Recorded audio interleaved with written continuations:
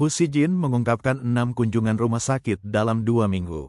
Hu Xijin, mantan pemimpin redaksi Global Times China, baru-baru ini mengungkapkan di media sosial bahwa ia telah mengunjungi rumah sakit 6 kali dalam 2 minggu, membuatnya terkuras secara emosional.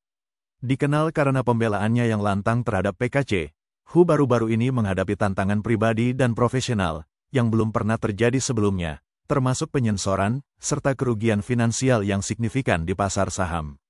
Pada tanggal 23 November Hu menulis di Weibo, "Hari ini saya sedang dalam suasana hati yang buruk. Emosi saya terasa tidak berbobot dan tidak berdasar. Selama 2 minggu terakhir saya telah mengunjungi rumah sakit 6 kali. Pagi ini saya dibangunkan oleh jam alarm saya, dan menuju ke sana lagi. Ketika saya meninggalkan rumah sakit, saya merasa telah mencapai batas saya. Pikiran untuk harus pergi lagi minggu depan, hampir menghancurkan saya."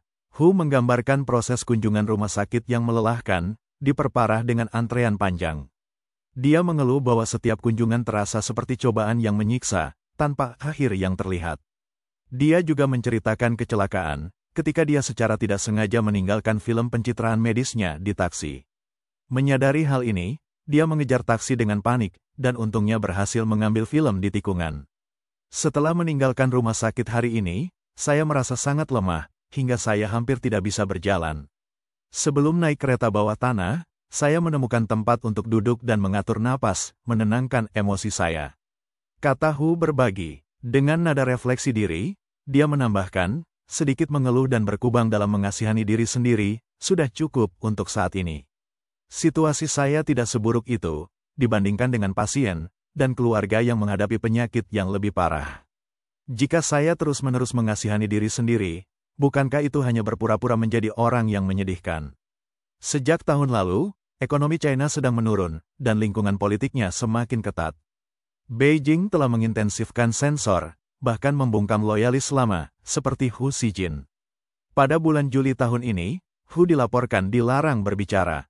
Lou Jipeng, mantan dekan sekolah bisnis di Universitas Ilmu Politik dan Hukum China, mengungkapkan dalam sebuah postingan video bulan September, bahwa kebungkaman Hu merupakan hukuman 3 bulan, hingga tanggal 27 Oktober. Hu mengakui melalui Lou, "Saya harus memperkuat pembelajaran saya, untuk memahami sepenuhnya, dan secara akurat, arti dari dokumen Komite Pusat."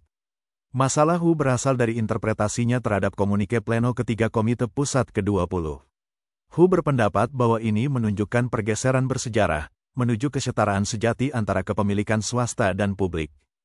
Analis yang dikutip oleh Radio Free Asia, mengatakan bahwa komentar Hu telah melewati garis merah PKC. Komentator media berbasis di Taiwan, Du Xian, menyarankan bahwa Hu mungkin telah melebih-lebihkan pengaruhnya, karena masa jabatannya yang panjang, sebagai bagian dari corong PKC. Du berpendapat bahwa otoritarianisme dan kerapuhan partai yang meningkat, tidak dapat lagi menoleransi bahkan perbedaan kecil, dari tokoh-tokoh seperti Hu. Komentar Hu juga menyentuh perdebatan sensitif di dalam PKC, tentang kebijakan ekonominya.